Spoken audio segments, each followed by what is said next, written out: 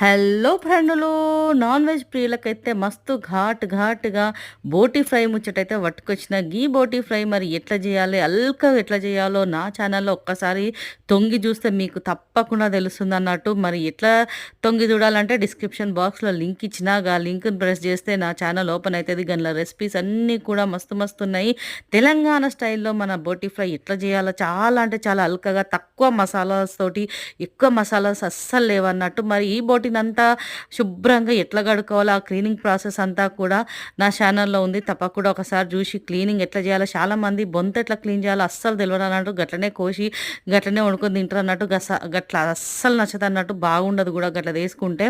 మరి గింత నీట్గా గింత తెల్లగా ఎట్లయిందంటే ఒకసారి మీరు తొంగి చూడురు నా ఛానల్లోకి వెళ్ళి. మస్తు అంటే మస్తు ఉంటుంది ఈ బోటీ ఫ్రై. మరి ఎట్లా చేయాలో ఒకసారి చూసి నచ్చితే తప్పకుండా సబ్స్క్రైబ్ చేయరి, లైక్ చేయరి, షేర్ చేయరి, కామెంట్ కూడా చేయరి. ఇక